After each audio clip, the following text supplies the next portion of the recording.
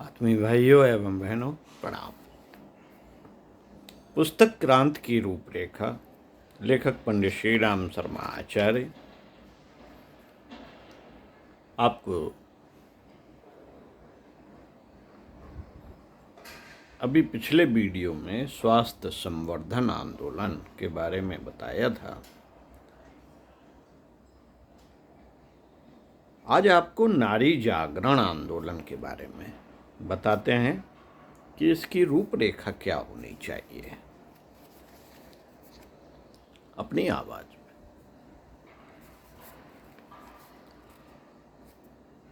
साथियों, नारी जागरण आंदोलन व्यक्ति और समाज की मध्यवर्ती कड़ी परिवार है।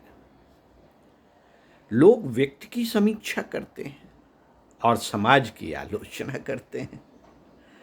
इन्हीं दो को सुधारने के लिए तरह तरह के प्रयत्न होते और आंदोलन चलते हैं, पर यह भुला दिया जाता है कि व्यक्ति के निर्माण का अधिकांश उत्तरदायित्व परिवार पर है और समाज की कोई स्वतंत्र सत्ता नहीं है। परिवार के समूह का नाम ही समाज है।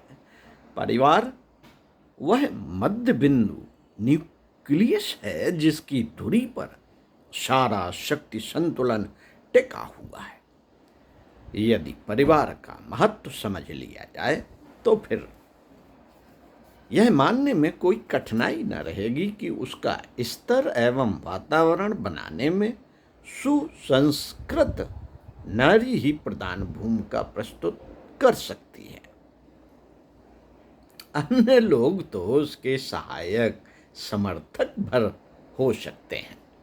नारी उत्कर्ष अभियान प्रकारांतर से परिवारों को स्वर्ग समतुल्य बनाने का ऐसा सृजनात्मक काम है जिसके परिणामों को सोचने भर से आंखें चमकने लगती है।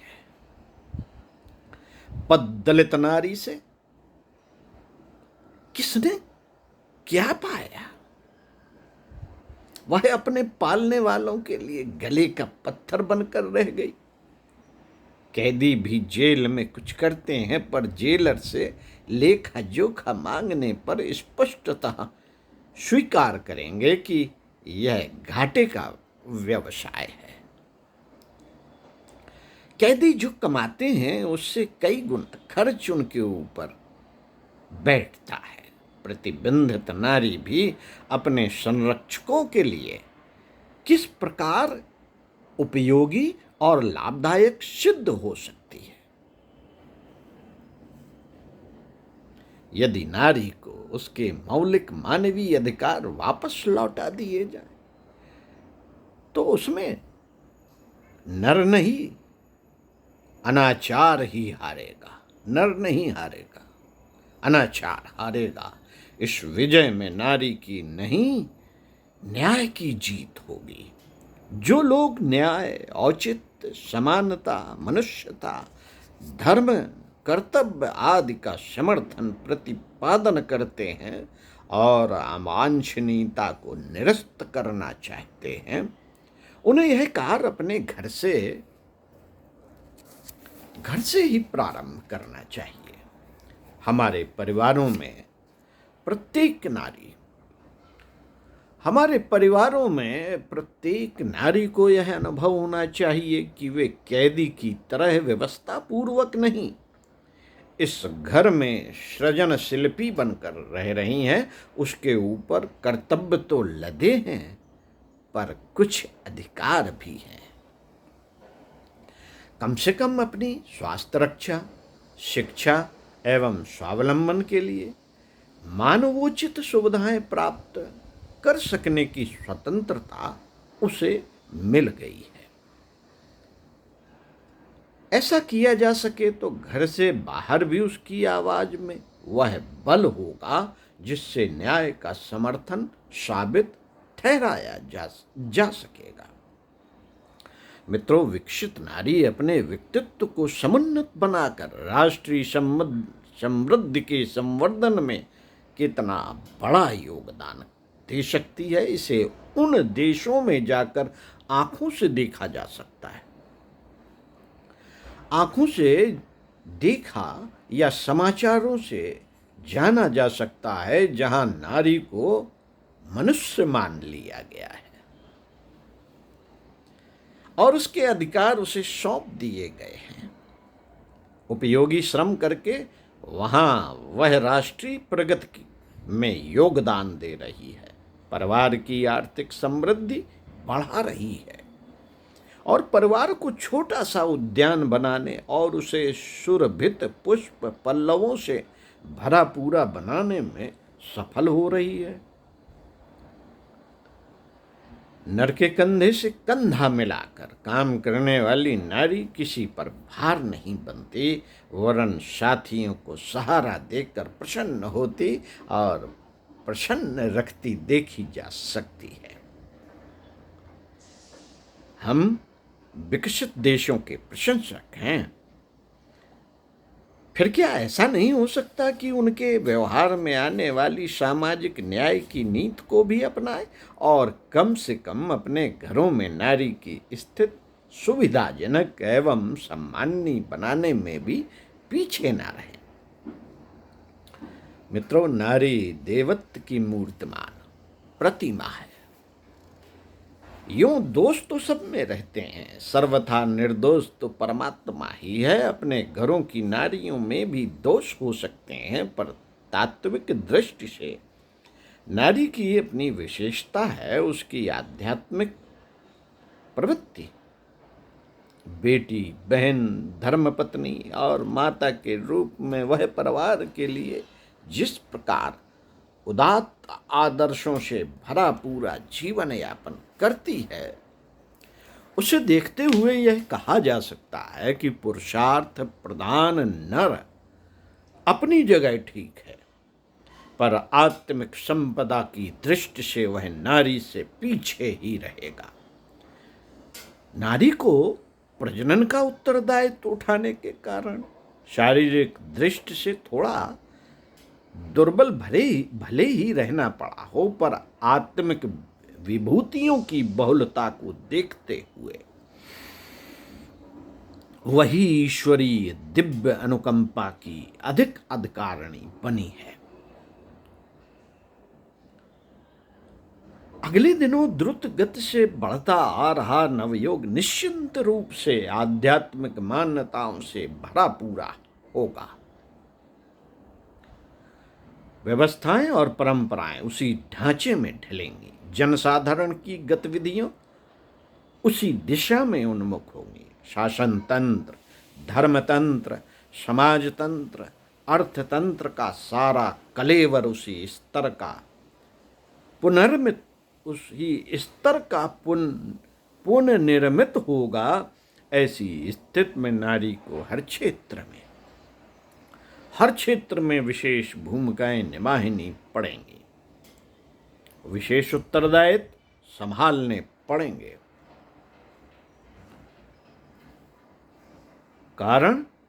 कारण कि अध्यात्म की विभूतियां जन्मजात रूप से उसी को, नारी को अधिक परिमाण में उपलब्ध हुई।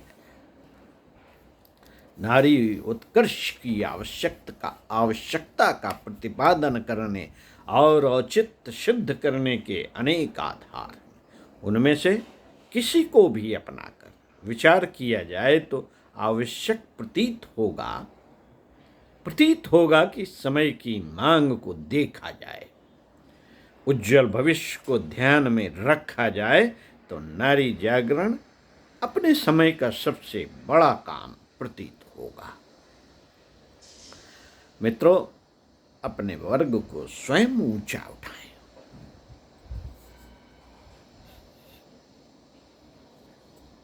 अपने वर्ग को स्वयं ऊंचा उठाएं। अपने वर्ग का पिछड़ापन दूर करने के लिए प्रायः सभी क्षेत्रों में भावनाशील और दूरदर्शी व्यक्ति आगे आते हैं। व्यापारी, कर्मचारी, किसान, दलाल अपने अपने वर्ग की समस्याओं को लेकर कुछ योजना बनाते हैं और रचनात्मक तथा संघर्षात्मक जब जैसी जरूरत पड़ती है वैसे कार्यक्रम निर्धारित करते हैं। वस्तुतः वस्तुतः अपने वर्ग का व्यक्ति ही अपने समाज को ऊंचा उठाने, आगे बढ़ाने एवं विपत्तियों से बचा सकने में ज्यादा अच्छी तरह सफल हो सकता है। वर्ग चेतना स्वाभाविक भी है। अपने साथियों की स्थिति को अधिक अच्छी तरह समझा जा सकता है। संपर्क, सानिध्य एवं एक जैसी स्थिति में रहने के कारण उनके साथ ममता होना भी स्वाभाविक है। सो उन लोगों के लिए अधिक उत्साह के साथ अधिक प्रयास और त्याग कर सकना भी सहज ही बन सकता है। मित्रों, महिला जागृत की आवश्यकता को पूरा करने के लिए सुयोग्य एवं सेवाभावी महिलाओं को आगे आना चाहिए। भारत की दशा कुछ विचित्र है। यहाँ हर नर नारी का संपर्क संकीर्णता की दृष्टि से देखा जाता है। उस पर नाक भौंसकोड़ी जाती है तथा उंगली उठाई जाती है। ऐसी दशा में पुरुषों के लिए यह कठिन पड़ता है कि वे महिला जागृत का काम अपने हाथ में लें। उसमें उन्हें सफलता कम मिलती है और झंझट बहुत पड़ते हैं। ऐसी दशा में यही मार्ग रह जाता है कि उस अभियान को आगे बढ़ाने के लिए महिलाएं आगे आएं। कितनी ही महिलाएं ऐसी सौभाग्यशाली होती हैं कि उनके परिवार में उतनी संकीर्णता नहीं होती। वहां नारी को भी मनुष्य मानते हैं और उसके भी घर से बाहर जाकर भी विश्वस्त बने रहने पर भरोसा करते हैं। कितने ही उदार परिवार ऐसे हैं जो अपने घर की महिलाओं को सार्वजनिक सेवा कार्यों में समय देने से रोकते नहीं। सुविधा के समय का ऐसा सदुपयोग किया जा सके तो वे उस सदिच्छा का स्वागत समर्थन करते हैं। ऐसे परिवारों की